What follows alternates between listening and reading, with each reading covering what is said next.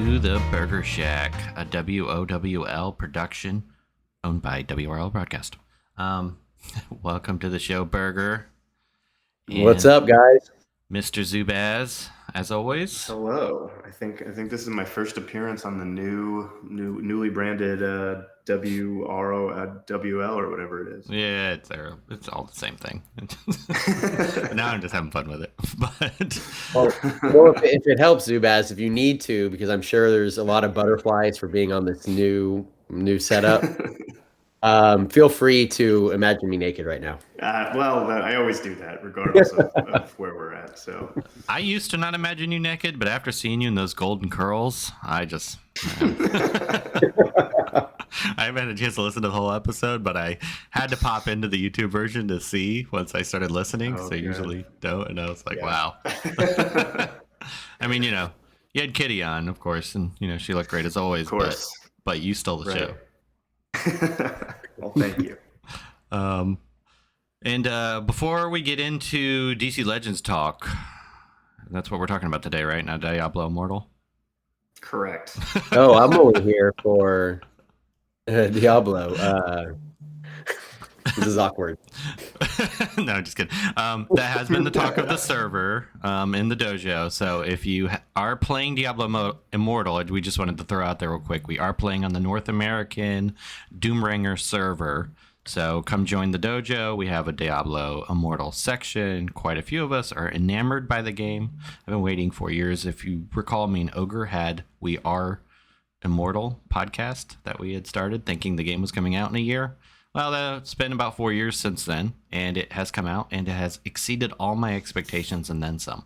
So I honestly didn't think I was going to like it, and it's dangerously addictive. So anyway, if you're playing and you want to join us, we will be forming an alliance. They're called clans, so come check it out. Anyway, let's get on to DC Legends. And Zubaz, if you want to start, who do we want to start with? DeSaad or Granny? Dealer's choice. Up to you. Well, actually, why don't we start with DeSaad, since he's going to be available to everybody sooner, right? Yeah, actually he comes out tonight, his sale. And I do have some really cool art from, he's just, in the game he looks so awesome. And then I have some cool art that from the comic that Silver Fox sent me that looks super awesome. So with that, Zubaz? Yeah. So DeSaad, I mean, it's an interesting month because these are characters that, they're well known within the tiny universe that they have. These are new gods. This is like Apocalypse, Darkseid, that whole thing. But their reach has always been a little bit limited in that regard.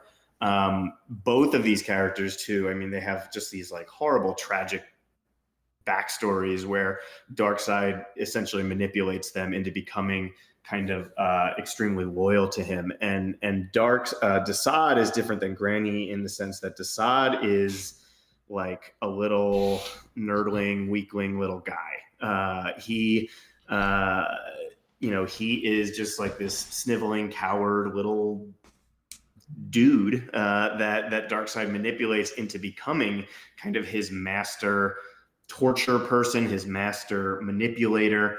And that's how he was for probably the better part of like 50 years. I guess 40 years, like 70 into about, the 2010s. And then when we get to New 52, they definitely bumped him up quite a bit. They gave him sort of new god powers. He's now really strong. His psychological and psychic powers were amped up quite a bit. So now he's kind of like a formidable force. They don't really see him as like the little sidekick. But he doesn't have a lot of good stories or anything like that. Like, it's not like if you're like, oh, you want to go find a good DeSaad story, here's what you should read. It's just read New Gods. That's what it always was. Read Jack Kirby, the King, read his old stuff. As far as in-game, in terms of like his kit and loyalty to what he does, I think it makes sense. He supports Darkseid. He's stronger with Darkseid, and the things that he does are not powerful on their own. They make other people more powerful, or he's good at calling other people in to kind of do his dirty work. So I think they've done a good job. And as you guys mentioned, he looks fantastic. I was saying earlier, like the art this month, like, when I was talking about with Kitty, especially, they're very ugly, but that is how they're supposed to be. So they really nailed his character, the way he stands, the poses he does. They did a really good job with that. Burger, what do you think about his like in game? How do you like him? He just looks so cool. They did such a good job. Yeah, I mean, he does look great. And like there is a bug right now, right? That, we've kind of talked about and hopefully gets fixed soon. His 3 outside of being underneath Darkseid works well. But his 3 underneath Darkseid is supposed to purge all buffs and then, apply buff immunity and all that, right? And it's not doing that underneath Darkseid. So that does kind of hurt a little bit, but I mean, really the only thing that I see, like if he's surrounded by a bunch of people and he can do the call assists and he can kind of set up other tunes, he's great. But if he gets one-on-one versus anybody, like it doesn't mean like it could be anybody in the game. If he's one-on-one, he's not going to win. Unless he can just get lucky and be stunning people at the beginning of his turn nonstop. But his one just hits so weak. He's not gonna win one-on-one, even if there's an affinity advantage or anything. Like it's really rough. But outside of that, I mean, it's really cool. I mean, like having it to where stuns at the beginning of his turn, that 30% chance, right, to stun the entire team. I mean, it can really set you up well. And I think in Siege, he's gonna have to be somebody that you're kind of preparing for if he gets a turn. He looks like he's going to be really scary on defense because that 30% is going to be 100% Siege. So, I mean, he's just going to. I mean, all his abilities. Well, you have to approach it. You have to approach it that way, right? Like you always have to approach it like it's 100%. So. And in Siege, it's going to happen anyway. But I'm excited about him more than I've been excited about a character in a while because I've wanted us to. Like, we have so many characters that do a bunch of things and do a bunch of damage, but he's a true pure control character, and I don't feel like they didn't do enough of those. Like he's kind of, I think I said this on a different podcast, but he's kind of what I thought Spectre should have been, low damage but does a ton of stuff. Instead they gave him the highest damage in the game instead, but he's actually perfect because he does no damage but he does so many other things. Yeah, I just I wish his one was hitting underneath shield. And I wish it would avoid awareness, and because that way, again, it does give him a little bit of a chance. But like if he's on his own, you're screwed. So I'm okay with that personally. Zubaz, what do you think of him? I think his kit is interesting. There's been a lot of back and forth about, I think we should have more kits like DeSaad where pairing him with another character makes him better, or I think we should have fewer kits like that. Like it cripples him that you have to use Darkseid. And first of all, I don't think you have to use Darkseid with DeSaad. I think, yes, that skill becomes a lot more potent, and you may want to bring it in to deal with very specific comps. But on its own, it's the first guaranteed AoE stun in the game. The closest we initially had Cersei you had a 30% chance, and then they bumped that up with UV John Stewart is up to a 75% chance. This is guaranteed. And I mean, anybody who played with UV John, yes, the damage on that move was really good, but it was the fact that you now got an entire extra set of turns before the enemy moved again that was made it so appealing. So even if that's his only good move and it's on a relatively low cooldown that you can kind of manipulate with other characters too, your Donna Troyes and your Batmans and that kind of thing, I think he's going to be really useful. But I guess we'll wait and see. The Burger, that cooldown's on a 2-turn cooldown, right? So every other turn. I believe so. I'm trying. Yeah, I need to. I think I that's forgot what I recall. Yeah, I think it is. Yeah, I remember watching some of your videos, and I remember you being able to use it every other turn. So that's an amazing ability. When it's fixed, it's going to be, even if the rest of his kit is just complete crap, that one skill makes him worth it, in my opinion. Yeah, we've had like one skill wonders before, like I think a lot of tunes have succeeded just based on one really good skill. Pulse comes to mind, And I do think his 2 is actually pretty decent. I mean, he steals 4 buff from the enemy team, 4 random allies. I mean, granted, it's not super great, but it's still 4 buffs. And then you can steal the shield. So, I mean, it's a low chance to purge. I think he'll be very interesting in Siege, especially. I was talking about with Hawkeye earlier how I think they have done a much better job with the Siege bonus tunes in the last couple months, trying to really synergize them and counter each other as opposed to just what felt like random selections. And so this month, when you have Stargirl, who's got that ridiculous 75% AoE shield that she does, DeSaad can steal quite a bit of that. 15% per each of them. He's going to be fully shielded basically at that point. I think that's going to be really interesting. Basically, DeSaad playing off of Stargirl and Kilowog this month. Yeah, I think you're going to see high bonus tune usage. You're going to see 3 and 4 bonus teams a lot, but I think it will be a pretty interesting siege for that reason. Let's talk legendary order on this, because I think he's a little bit tough. I would think his 3 is first, but tell me if you disagree, Burger, after using him. That's what I put first. I mean, it sucks right now; it's bugged, so yeah, you probably don't want to take it first. But that's what I put first, and then it is tough. Like, and the cool thing is I mean, like, you need some of this stuff in order to make him hopefully viable because he doesn't do a lot of damage, right? So, like, it was hard for me between Temptation, which is his 1, and his 5, Torture and New Gods. And so I ended up going taking his 5 second and then his 1 third. So I went 3, 5, 1, then his 2 I did 4th, and then his 4 I did 5th. Yeah, that's kind of what I was thinking. And for those of you listening that haven't seen it yet, his 3 is the one that, if Darkseid's a teammate, purges all buffs from the enemy team before applying buff immunity, which that actually, normally when it's a legendary, and Zubaz, you seem to know this stuff a little better than most, wouldn't that happen after the stun, since it's a legendary ability? So if they have a Terra, you're still not going to be able to stun if it's working correctly? So I think so, but they did go out of their way in this case to specifically say that the buff immunity applies first. Let me pull up the exact text. But it says if Darkseid is a teammate, purge all buffs from the enemy team before applying buff immunity.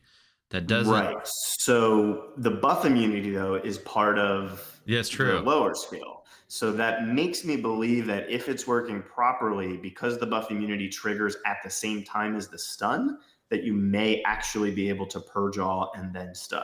If that's the case, that's just redonkulous. I mean, just crazy good. Yeah. If, unfortunately, we didn't get the tap joy that we normally get, and I'm still fighting with them on my Gemini gems, which aren't that much anyway, he would be an RB5 candidate. I'm probably going to have to wait till the next go around because it's just too expensive, but he's one of super. I mean, I hope they fix him fast because it's so good. So then you said his 5 next, 20% overheal, and 20% chance to gain debuff immunity 1 turn at the end of DeSaad's turn, which seems pretty good. The rest of them are all low chances, so his 1's the 25% chance to call assist. I see why you want that. Even at 25%, you tend to use their basics a lot, so it's going to be halfway decent. His 2 is 25% chance to purge 1 buff from each enemy. Pretty decent, but once again, it's only 25% chance. And then his what was he? Is that all? 4. It's 4. DeSaad, yeah. Yeah, against 25% overheal after an enemy with the energy affinity hits him. So You know? Yeah, I would have moved that up if it wasn't just that one, but Yeah. but it might be good during Siege. I mean, because you're probably going to have a lot of Stargirls running around. I would think, though, I mean, really, if you get him L1, you have everything you really, really want. And then everything is kind of. For sure. So, yeah, he seems like a solid character. Probably don't need a lot. L1. Yeah. Probably good I'm to really go. torn on taking him RB4 though for Siege. Yeah. I can't tell if I want to do him RB4 or finish Kilowog to RB4 and then get Stargirl RB4. Like there's a lot of like good tunes this month for Siege, and it's going to be a fun one for sure. I've always liked Kilowog too, and he's one I've thought about taking to RB5 for a long, long time. Because Du Bois is so much better than like L5 he stinks, but at RB5 not stinks, but he's so squishy. At RB5 he's so much better. Yeah. Yeah, I have him RB2 already. And the cool thing about him is like even if you're going against like an Aquaman team KOA, like you can target that stun. And so you're getting the turn meter down, the 20% turn meter down, right? And then you can target that stun on Aquaman so where he's not gonna sit there and boost everybody up. So, it really he is good for that. All right, Zubaz, why don't you give us the Granny background? Sure. So Granny Goodness, she's one of those classic characters that kind of comes around all throughout fiction, where they give them like this very caretaker name, like a mother, granny, something like that. They give them kind of a little bit of a caretaker appearance, old woman, more matronly kind of thing, and then just make them absolutely the most evil thing that you can imagine. There's a couple of those. You see those in fiction quite a bit, and this was Jack Kirby's version of that. She's a character that has been around a very long time. If you're going to read anything for Granny Goodness, it's probably the Mr. Miracle series from the 1970s. My one warning on that is it's just incredibly dense. If you're somebody that grew up like within the last 10 years reading comics, you know how quick you can read a single issue of a comic. If you go back to the 70s, those Jack Kirby things, those New Gods things, they are dense as could be, and it'll take you a lot longer to read a single issue. But that's where she really kind of makes her name. In terms of my recommendation for what to read for her, there was a really good miniseries a couple years ago, The Female Furies, written by Cecil Castellucci, who I really like her as a writer. I thought Shade the Changing Girl was really good. I thought, I think they did a pretty decent job with that book. But yeah, I mean, Granny Goodney is just, she raises Mr. Miracle. She runs the orphanage, and she is in charge of the Female Furies, which is like Darkseid's female hit squad. And so she's always been portrayed as just kind of this hound dog, bulldog of a woman.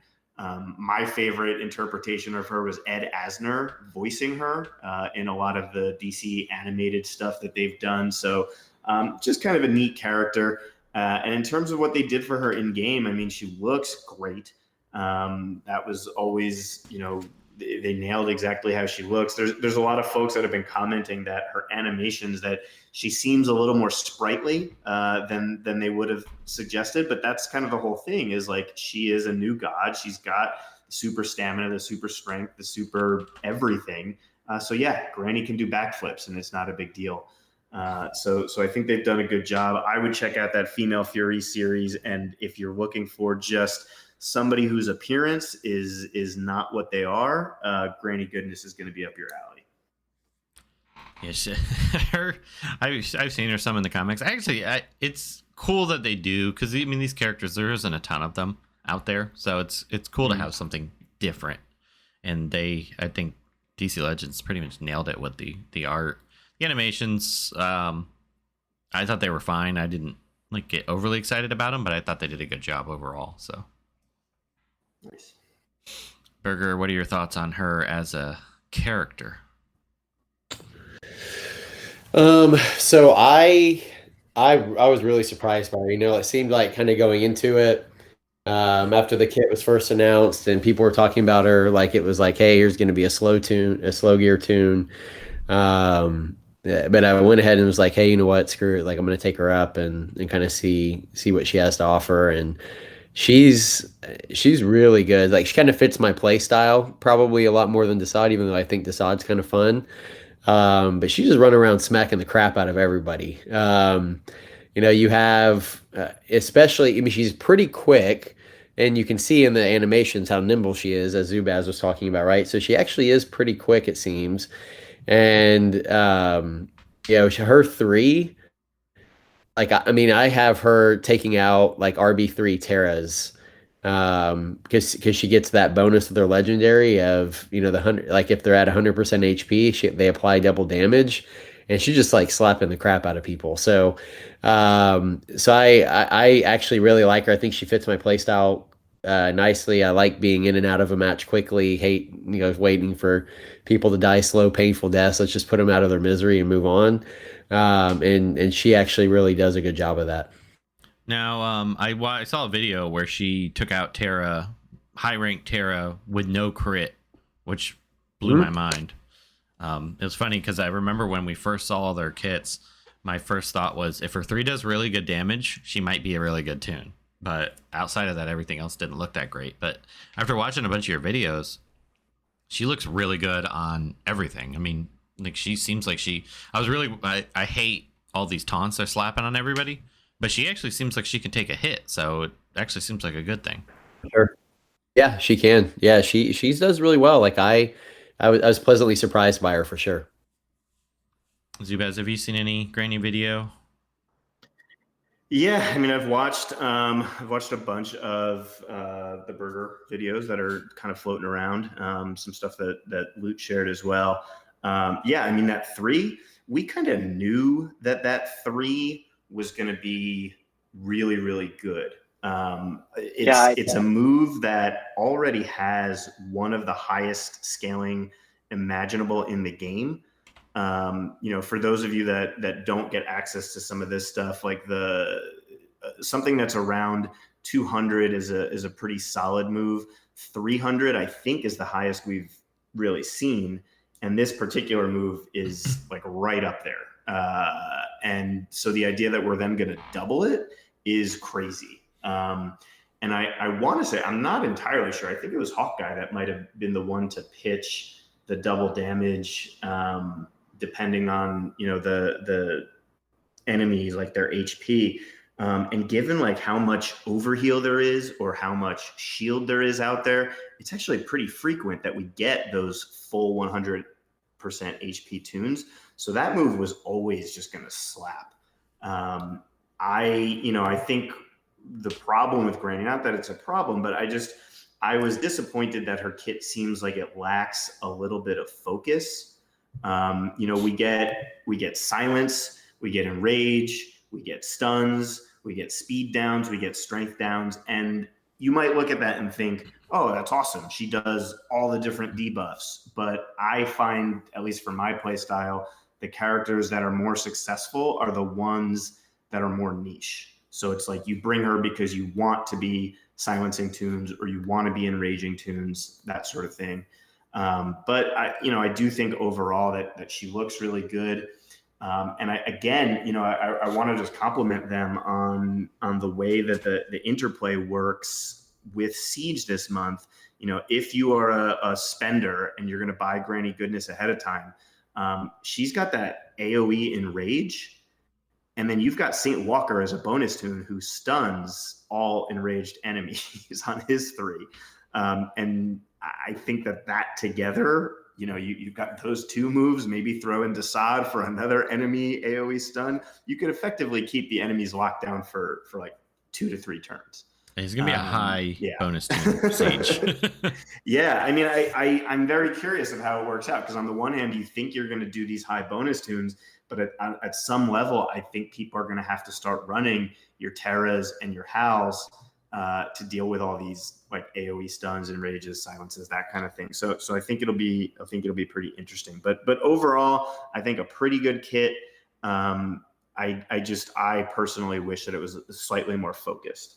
I do like the silence stun interplay. That seems pretty decent. And then, I mean, her second passive, just doing the true damage and gaining the true heal and then applying 2-turn silence. That's going to be really annoying in Siege because you know it's going to pick whoever you don't want it to pick every time.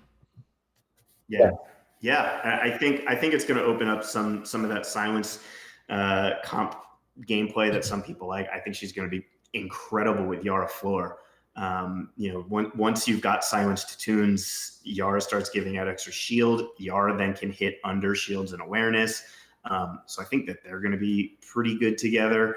And then that, like you said, that second passive with just a random 5% true damage, even if it just removes awareness, like that might open up like a Spectre or a Martian Manhunter or something like that you might otherwise have not been able to take out. Yeah, she definitely has an interesting kit. I mean, I'm with you on the just slapping weird stuff all over the place, but sometimes that works, and it might actually work for her. And she will pair well with a lot of different characters. So I don't know. I didn't want to like her. I was hoping that she might join the slow gear list, but I have enough slow gears that I'm okay with her being good because I think it'd be interesting. And it's nice to see because there isn't a ton of blues. Like there's several great blues mystics, but then there's a whole bunch of mystics that are just not like, you're just not going to bring them because the other mystics are just so much better. But I think she has that double damage finishing move. Outside of you, there's a few people, but I mean, I run the Aquaman Mira Tula team all the time, but yeah, I think that 3 just gives you a reason that you're going to bring her even over Spectre in some cases, because hey, there's a terror I want to just nuke out of the gate. You're going to bring Granny, so I think she'll see play even after Siege, most likely. I could be wrong. Burger, what are we thinking? Obviously, I'm guessing her 3 is unquestionably her number 1. For sure. Yeah, I had her 3, number 1, which is the finishing touch, and that's where it adds the 100%. Targets at 100% HP, apply double damage. There was a couple that I was like kind of looking at, but I feel like I wanted to kind of set some stuff up, and so I chose her 5 as her second, as the 2. Because it applies silence at the target just for the fact that she ends her turn. So her turn's over. If 5% true damage on random enemy, she gains 3% true heal, but then she also applies silence to that target, which to me kind of sets up next to take her 1, which is, I think it's Pekana, and that's if the target is silenced, apply stun. So you can kind of set that up. And then next I took her fourth, which I can't even start to say that, Shmanatel, which is the other passive of 75% chance to apply 5 strength downs with Granny's hit. Also apply 5 speed downs. And so again, like I think she has some really, really strong passives. And then I took her second, I took that last. Which is the apply bleeds to all enemies if she's under 50% HP, and so like to me it's just like I don't want to really gamble on it, and then plus the bleeds aren't sticking very long, so that's why I took that last. That Shan mantle bleeds are 1 turn. Yeah. Oh, is that for sure? Lude Hey, Lude, what's up? It is. Hey guys. I was like, wait a minute, that didn't sound like Zubaz at all. Well, Lude always has my back. He's just like, boom, jumping in. Here we go. That's great. Let's go, Bash Bros, baby. I didn't think you'd even show up for a DCL podcast at this point. You're so deep into that Diablo. Yeah, what are you right now, Lude? 24. I think I played 1 day. I grinded a lot. My head hurts. I got all the way to like 39.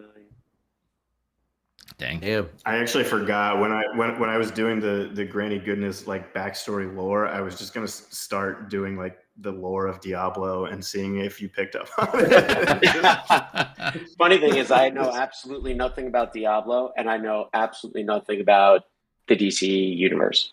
So it's a great fit for me. Yeah, it was just a seamless changeover. But I do like that Shan Mantle because it's, every time she gets hit, pretty much, I mean, vast majority of the time, it's 5 strength downs and 5 speed downs for 2 turns. Well, the strength downs are only 1 turn, but the speed downs are 2 turns. That's pretty nasty when you're trying to hit her with a red and if she doesn't die. Yeah. If you are, if you're listening and if you're like a psychopath and you like that kind of stuff, all of Granny's moves are named after torture devices. So all of the ones that you see in the game, Pekana, Pendulum, Shan Mantle, Shrew's Fiddle, and then when you're taking the legendaries, those also have moves until you take them, and then you don't get to see them anymore. But like Pillory, Strapato, Pillywink, Stocks, like those are all torture devices. So like I said, if you're like a sociopath out there and you're listening, well, first of all, hey, how you doing? Maybe get help, but also if you're interested in those kinds of things, check out all the different definitions of those. And it was a neat little Easter egg that they kind of stuck in there for us. I had no idea. And by the way, and if you really want to know about all that stuff and you are really feel like getting super disturbed, go to St. Augustine and do their tour through their torture devices. It is, I mean, it's like a 3-hour tour, and they go through every ancient torture device, and they go through very explicit detail with models, and you can see them. You can see mannequins being tortured. It's really neat, but it's also extremely disturbing. Yeah, it sounds a little disturbing. But hey, you can do that. You can take the tour and play DCL with Granny at the same time. There you go. There you go. Yeah. And then like you're right outside on the beach in St. Augustine. It's lovely. St. Augustine is just a nice little Yeah, St. Augustine's, I mean, and it's right in their little downtown area, and St. Augustine, it's one of my favorite places. I love St. Augustine. If I'm not mistaken, I think they actually have a second location in Chicago as well, because I kind of remember that from when I was there, and I think that they may be related too. So they might be. I mean, the torture devices they have there are actual torture devices that were used on people. Yeah, no, I know. I have them in my house too. So they looked very accurate from what I have in my attic. So, Before we go, can we touch on the reworks real quick? Because I haven't done their legendary orders. Well, yeah. So before we jump into that, I do have, since we're still talking about these guys, I do have a quick question for Zubaz. So we didn't prep you at all for this, but I obviously I got to watch some Crime Alley the other day, and for those of you guys who didn't see it, absolutely check it out. You get to see Zubaz playing cosplay and dress up, right? And I believe that's just your normal pajamas, right? Like you sleep with the trident. Yes. Okay. Yes, absolutely. So I was thinking, and I was like, man, I kind of want to do, like ask a question, like kind of off the wall question for this. And so, we have the new tunes. Who's your favorite tune in game? Out of everybody, or do you mean this? Out of everybody. Out of everybody. Out of everybody, I mean, it's got to be Aquaman. He's always been my favorite character. Aquamoa, right? Yes. No. King of Atlantis. I would say Aquaman with Swamp Thing runner up probably. Okay. So now what I want you to do is I want you to, you showed everybody on camera the other day, like how you could dress the part. I want you to act the part like you are Aquaman KOA, and all of a sudden you're starting the DCL match and you see Granny and DeSaad on the other side. So act the part real quick. What's like the first thing that comes out of your mouth? What is the first? If I'm Aquaman, honestly, the first thing that comes out of my mouth is probably mental. Like I'm immediately going for like the psychic signals here, where I'm just like, oh shit, let me call in some sharks here because these guys are ugly. But I think my first is probably just like and you have to use your Aquaman voice. And I have to use my Aquaman voice, Mike. Yeah, you're acting right now. This is your chance to be discovered. So what there. exactly is an Aquaman voice? Can I? My favorite character is actually Jericho. So can I use my Jericho voice? I gotta hear this. I'm so happy I came to this. This is hilarious. Actually, Zubaz, this is easy. Just release the Kraken. And then, there you go. Man, my other concern here is like we had that hate mail voiceover from last episode that was so Yeah, good. that's right. That I've made like when I get text messages now, that's what plays. So I'm concerned that people will do that to my voice here. I need like a good like Aquaman like saying. Like I don't know, he doesn't have as many catchphrases. You know, for like 40 years, like he would always just say stupid stuff like "galloping guppies," and it would be really dumb. And then then they made him cool, but he doesn't say cool stuff anymore. Galloping Guppies works. That Yeah, just just became a figured that sound out. drop too, by the way. I'm working on a soundboard for podcasts. I haven't had the time yet. I got a little derailed with this whole Diablo thing, but All right. Yeah, this is. I feel like. man, you really got You him got on the spot here. Yeah, I you know, got it. I know. You dressed the part. Now the community is crying out to have you hear the part, or for them to hear the part. I know. I wish I would have prepared for this. I really would have. You know what I would have done is I would have actually put on the costume first, and then really felt in the moment. I'm trying to think of like what's like a good Aquaman saying. I think he would probably just call on like a like Poseidon or Neptune or something.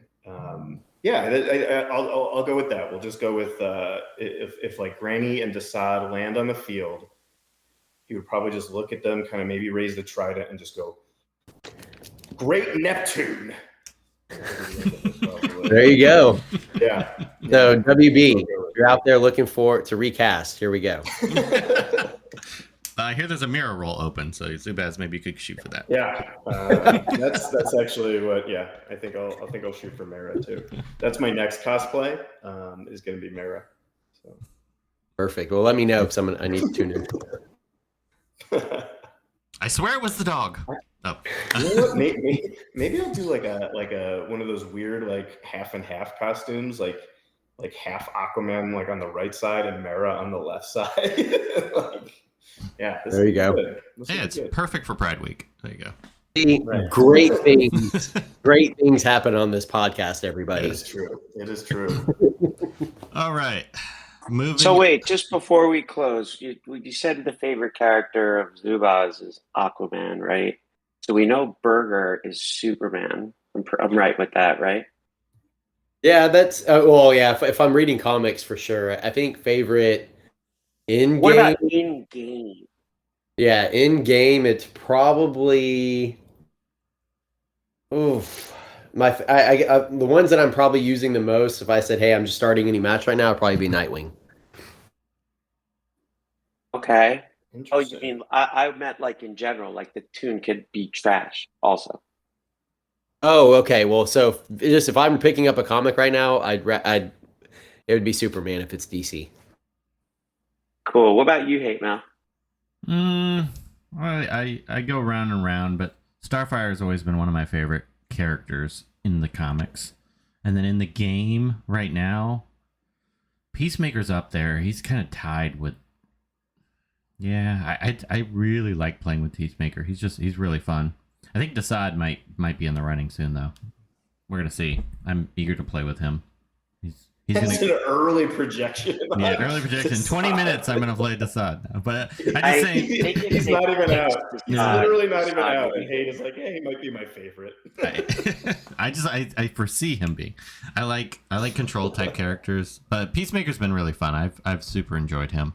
I've always really liked Aquaman and Superman in game. Just I tend to reach for them mainly because they're just so damn good. But yeah, I would have to say Peacemaker right now. That changes regularly though. But he's one I put on almost every team, especially with his That's stat because he's boost. awesome. Yeah, especially with his stat boost. Now Good he's even job better. with that stat boost. No comment. Let's talk Etrigan real quick before we're starting to get long in the tooth here. Just a quick Zubaz, I know he's one of your Yeah, I love Etrigan. I mean, I definitely plan on taking him all the way up now. He's great. I think they did a great job. And the thing is, like, he kind of feels like he plays pretty similar to how he used to, but now he has true sight all the time. So that's pretty effective. And then it's just, I think in 2022 we're taking a lot of the guesswork out, right? So it's like you don't have to, is he going to double strike or not? He's going to double strike, and so that's been really, really helpful. So yeah, I think he's great. He reminds me a lot of a balanced version of what Spectre probably should have been, right? Like he's a very solid A tune, but he's not way overpowered. And so I think they hit the nail on the head with this one. Luke, have you used him? I have Yeah, not. I have. Oh, sorry. Yes, Luke. I have used him, and at first I didn't really notice what the differences were, and then I used him like more, and everything Zubaz just said is it's really what we strive for if you think about it, because I personally hate tunes that are percentage based. It drives me insane because you can't rely on them. And you don't know if it's going to happen or if it's not going to happen. And it's always a risk.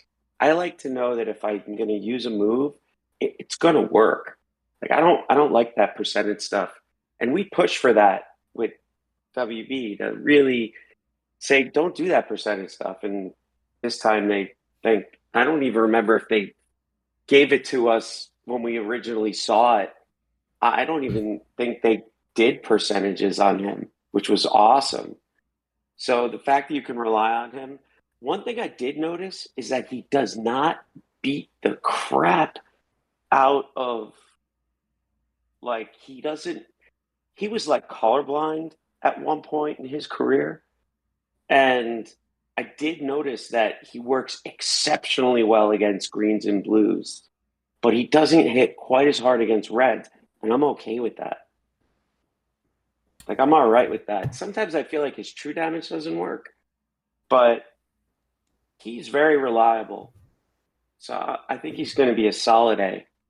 And Rebirth, if anybody takes him to Rebirth 5, he's going to knock you out. Oh, yeah. Rebirth 5 will wipe out reds, too, I think. Yeah, without a doubt. He'll just wipe anybody out because he'll be so strong, especially if a tune is dead. So, like, as soon as he gets those int ups and he does that really annoying buff move, he's just going to own. So, but he's not OP. At least not yet. At least not what I saw. That'll be fun during his PvP week. I mean, his Alliance week when he needs the bonus tune every day. Oh, God, that PvE is going to be awful. I'm glad I don't do that anymore. Oh yeah, that was the best thing ever. Yeah, based on a request that we had, we are going to see if we could push for WB to have one of those days for PvE be Etrigan, Robin, Lobo together for PvE. They need to do that and put like a big time special bonus that week. Yeah, just call it help. No, you know what they should do? Come out with an exclusive tune that you can only get that week. Winner take all, and you got to use Robin, Etrigan, and Lobo every day. Hell week in DCL. Burger, week. What were you saying about him? I mean, he hits so freaking hard. Like I've played against him in a few matches, haven't taken him into any matches myself, but he's definitely somebody you have to watch out for. It's so easy for him to get over heal. He's double tapping you, and I mean, like all of his moves, if he hits you, like it you feel it. So yeah, he's really good now. Zubaz, what would you say for Legendary Order? I'm a little torn on him. I like the one first. Let me just pull it up real quick. Here it is. Yeah, I think. Well. Yeah, that's I'm having a hard time with this one, actually. Okay, so actually the 3 is first. You have to start with the 3 because the light overheal that he gains at the start of battle opens up the gates on the rest of his kit. So you really do have to start with the 3, I think. After that, it's kind of, I would say, dealer's choice between the 1 and the 4. The 4 is what you use to ramp him up, but he can do pretty solid damage just by the double swipes anyway. So I think really what you need is minimum L3. Yeah, I agree with 1, 3, and 4 being the ones that you take. After that, I think the AOE is pretty decent, but also the agility ups make him a little bit tankier. So, but those are really just gravy. I think it's kind of minimum L3 with 3, and then either 3-1-4 or 3-4-1. Okay. Yeah, I think I'm on the same page with that. You definitely want him L3. Those are the bread and butter. Everything else after that is. You might as well just go 1, 2, 3, 4, 5 and all done. Yeah. Yeah. Is he a reward in the new red alerts? He is not. He was in red alerts for the dark ages of red alerts when it was the same for like 2.5 years. Yeah, if you don't have Etrigan shards, that means you're a new player. I mean, really, if you've been playing for any length of time and you actually run your red alerts, you have tons and tons of Etrigan shards. So probably going to be very good for a lot of people. Yeah. I have him, I think, either RB2 or RB3 ready without ever really having like farmed him or like bought his stuff before. So I think he's got to be up there for a lot of people. And let's talk Raven. Actually, we'll let Zubez go last on this one because I know he's going to have a lot to say. So, Burger, your just initial thoughts of Raven's rework? I have not used her at all. Okay. I haven't gone against her, so I don't really have any thoughts on her yet. How about you, Luke?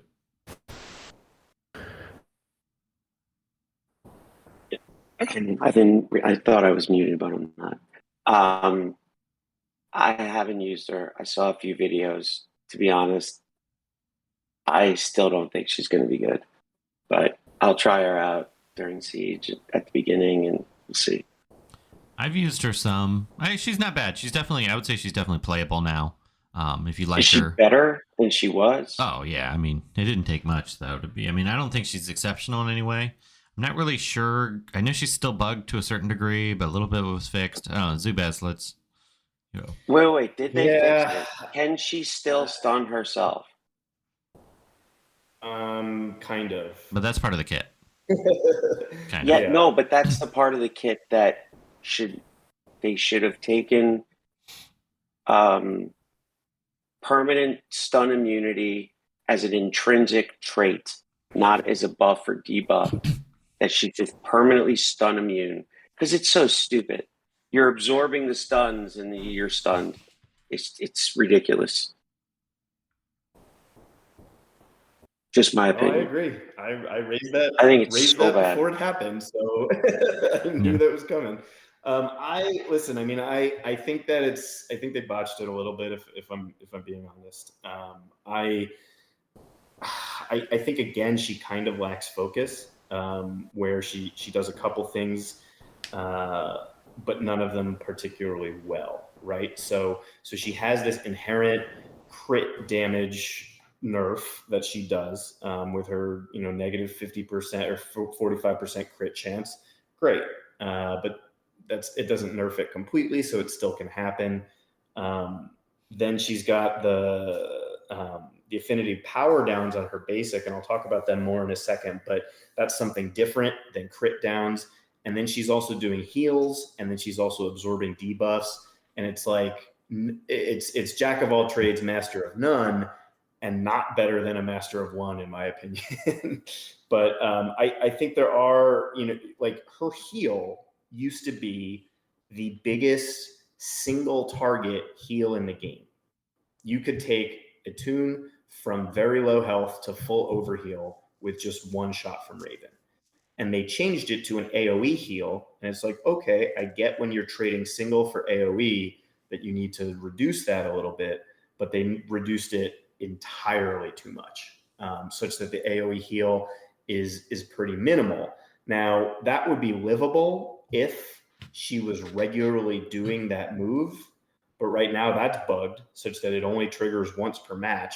And even if it triggered every time she gets a turn, she's so slow that it doesn't matter. So I think that it was like scattershot and it wasn't good.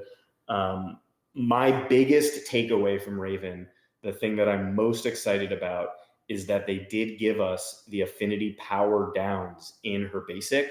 It opens us up for using that in a much better way in the future. And I think that that's a really good debuff. Like for those that aren't familiar, that's what we a lot of the time think the other affinity buffs and debuffs should be. So this is, if you put affinity buff power downs on a red, they hit a blue less hard. If you stack enough of them, it completely negates any bonus that a red has against a blue. That's really cool. Really awesome. Yeah. I'm glad we have that. I think she should do more of that, but it's good for us in terms of like giving feedback and everything that we know that now that that's on the table, that maybe we could use it a little bit better the next time out. Yeah, I'd love to see more characters. Doesn't help Raven. Yeah. Well, it might, maybe if somebody does something with them on it. Right. Like a stun if they have affinity power downs or something like that. Yeah. So yeah. What do you think about Legendary Order for her? 'Cause she's another tough one. Yeah, she is a little tricky. I do think the two that the overheal increased per debuff purged, in order to make her heal worth anything, that is what you're going to want to take early. I also think the crit chance, the negative 45% crit chance, that's going to depend on your play style. So if you already use Aquaman, there's no point in taking that for Raven. If you already use Supergirl, there's probably no point in taking that for Raven. But if you're not a fan of either or just don't have either of those tunes, that's something you can bump up early. One comment about her legendary third as well. It's an AoE move now, which is pretty cool. And that move does pretty solid damage now. I'm happy about that improvement. It can't miss with that legendary. And the Purge 10 buffs, if the primary target has evasion ups, it purges 10 random buffs from the entire team. So it doesn't purge 10 on the primary target, and it doesn't purge 10 per tune. It purges 10 like team wide, which I think the only reason you would take that legendary is to make it can't miss. Yeah, I was thinking I would her 4, the 2-turn death immunity is useful to just keep her alive since she's so slow. Yeah, I mean, that's true. At the same time, it can be purged. So, I still think that I would go 2 first, especially if we hopefully get them to fix the number of times that heal triggers. But other than that, maybe like 2, 4. I was thinking 2, 5, 4 personally, but yeah, I think that works too. I don't love any of them, if I'm perfectly honest. Yeah. Well, I was having a little bit of difficulty in her one's kind of meh. Yeah, her one is so convoluted. Yeah. But so I know you. I'm shifting a little bit because I know we're short on time. I know you wanted Hate to for me to talk about why I ranked Mongol and A. Oh yes, yes. People, I had several comments about that on the tier list. So for those of you that make it to the 54-minute marker, now's your time to shine. Nice. Yep. So do you need me to go now? Yeah, go for it. So I think it kind of just depends on how you look at tiers, right? And so, I look at when I think about A tier, personally, I think about doesn't need a lot of people to keep going, makes any team that he's on better because he's on there. And I think he has a pretty solid kit. Like, obviously the taunt was, highly, everybody's kind of going after that. He was the third most tune that I used this last siege. And hell, even the other person that bought him, I know it's debatable. Like he had a L3, and he finished second. And he was using them on every team that I saw. And so, I to me, like, Kit was solid. Having his 3 does hit pretty hard. He helps your team stack awareness. He stacks awareness on himself. Adding, like, as a leader, like, he makes everybody around him better, like, to where, as long as he can survive, he, they can't get stunned. And so, like, when I kind of judge tunes, it's like, does he need a lot of support? Which he really didn't. To me, he didn't need a lot of support. And, Kit was pretty solid. And he was making everybody around him better. And so, like, you could kind of plug him in with most other tunes, and, he's gonna make them a better tune right off the bat. So now once he gets hit, he's kind of gone. But, there's other tunes also that, kind of have a, glass jaw if they get hit. But the awareness does help.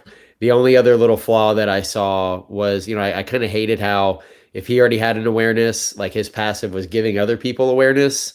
I wish it would let him kind of stack it, especially whenever he had the taunt. And so that way, he could just sit there and keep stacking the awareness. It would help, and it would make that taunt kind of viable. Like, hey, keep hitting me. It's not going to matter. And then just getting him to go a little faster than everybody else, so he could use his 3 on whoever would potentially do the most damage to him, whenever his taunt triggered. And so, I was using it with Impulse a lot, or Wally, in order to allow him to go a little faster. And then whoever was gonna hit him hardest, I was like, okay, let me put this unpurgeable taunt on you, or stun on you, and that was it. So that's my thoughts on it. Yeah, I haven't really used him a whole lot since his taunt been removed, but I wonder if he'll see play this siege with all the stuns that you're worried about. Yeah, I mean, I've said this a couple times. I got into like a little mini debate with some person on Reddit about this earlier this week, but there are 57 tunes in the game that stun. 57. And like 20 of those are like A to S tier tunes that you're going to see in PvP all the time, that are probably there in part because of their stun. This is literally a turn-based game. Getting a turn is the most important thing that you can do, and so losing a turn is one of the most devastating things that can happen to you in the game. So the idea that you can now take a third of the roster, 57 tunes, and say, you can't do that move anymore while this guy's still alive, that's so good. I think that alone is like a B tier tune. The rest of his kit probably bumps him up to A. Yeah, I think he's definitely one we're going to need to revisit on the next tier list now that the taunt's gone. What was he? What did you guys have? I never tried him, so I didn't vote. I think he went to B, but that was because a lot of people didn't try him. Some people voted low, some people voted high. I was in the middle. I voted B personally. I think we had a C vote and an A vote, so it was kind of okay. That's a B. But this month to be a test, because if he doesn't see play during the siege, he's probably a B. If he sees play during the siege with all the stunners that you got to worry about, then he might push himself up. We'll see. But on that note, I think We are. It's an hour.